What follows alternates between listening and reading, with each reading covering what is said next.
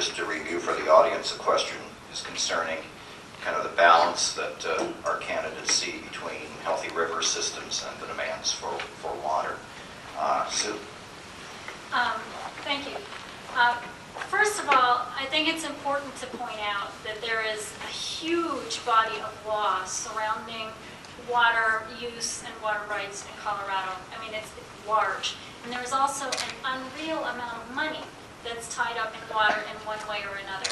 And so I think expecting any kind of major change in what we're doing with water is not realistic. And so we need to talk about minor changes at this point, unless we're ready to throw out the entire body of water law and all of that money that people have invested over the years and start over. And that being said, I think between all that money and all that law, we're not really too bad as far as water waste goes. You know, there's some very expensive strings on our water, and people do respect that much money. So that being said, I think that, and I agree with Don on this, that we need to be looking at gray water and water reuse policy, because at the moment it's not legal to catch water in a rain barrel and put it on your flowers the next day. And that's something that we really ought to be legalizing, I think. We need to find a way that works with the water community to make that possible.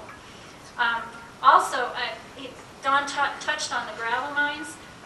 This is something, it costs a lot of money to put a liner in a gravel mine pit, but to turn it into real water storage where the water's bought and paid for, and you don't have to use augmentation for it, you have to put that liner in place. That costs money, and so we need to have a way, some kind of mechanism that will make that happen more frequently than it's happening now.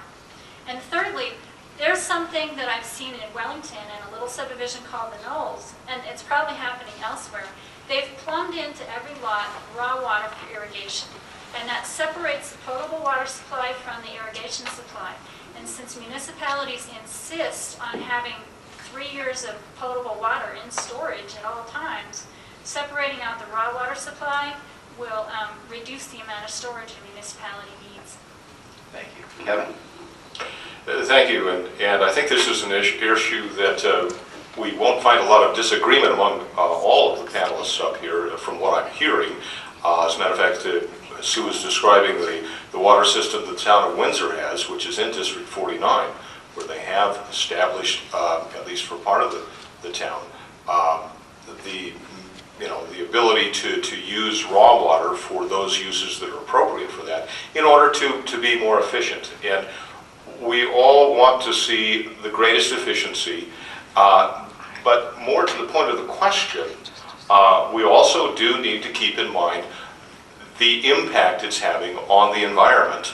And I, as a matter of policy, I don't ascribe to taking all the dams down and moving us back to to what Colorado looked like geographically 200 years ago, because the realities are that we're in the 21st century. We have over 4 million people here, and we have to look in terms of what we can do today. Sue is correct.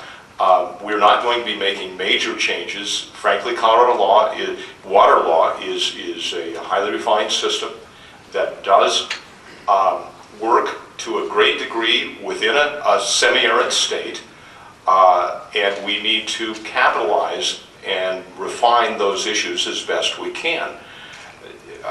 Also, we need to bear in mind two other things, if I can squeeze this into 45 seconds.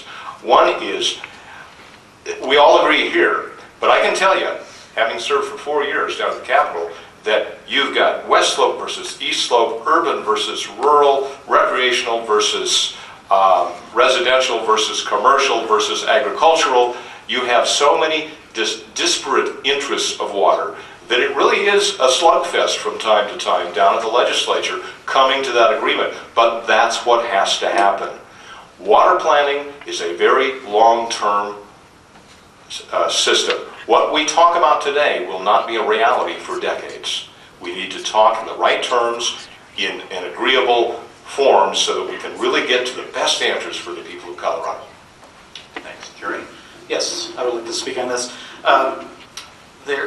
My time with the Fort Collins City Council, one of the biggest fears I had was a long-term drought, and then us not having enough water to be able to sustain the population through that drought.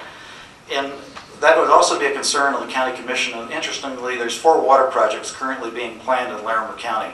There's the Halligan project in the North Pooter, Siemens on the North Pooter, Glade, which would be around where Ted's place is, the dam with water pumped back to that, and the Chimney Hollow project down by Carter Lake.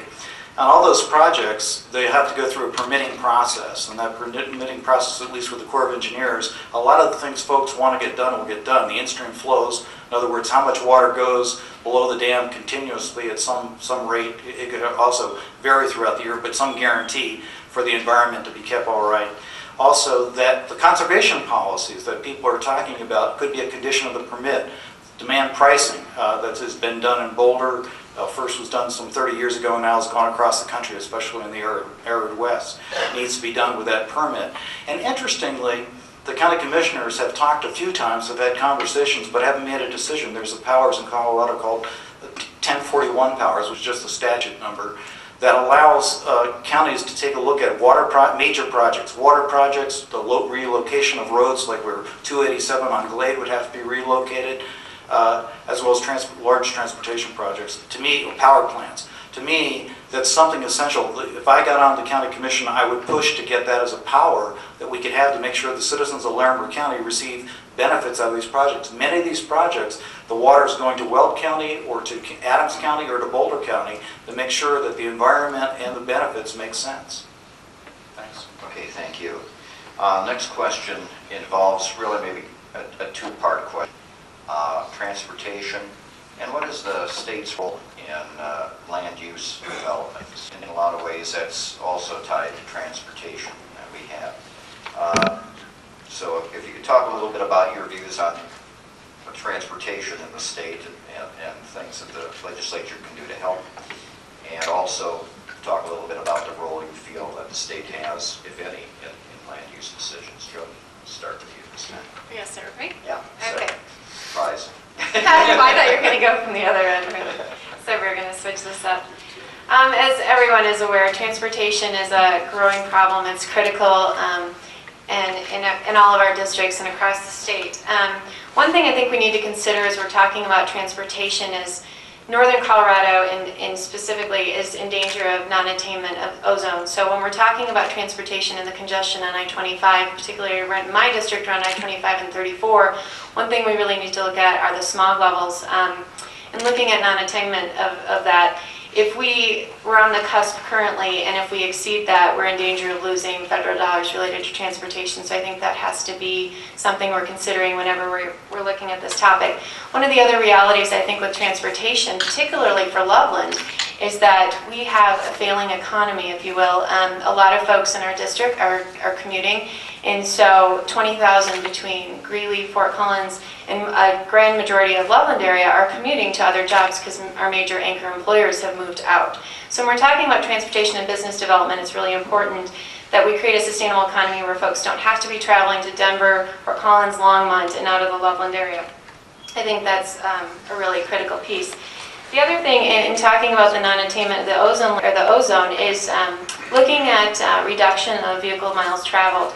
We on the Colorado area are outpacing this faster than our population. So we really have to look at solutions where we're reducing the number of single occupant vehicles that are traveling on I-25, and that could speak to regional transportation. It's one thing I know we talk about a lot, but again, I always support everyone working in partnership, whether it's businesses, government, to find solutions that work. Because the reality is we have urban, rural, and frontier areas. The majority of our state are rural and frontier, and those folks really need to be included in this conversation when we're looking at transportation.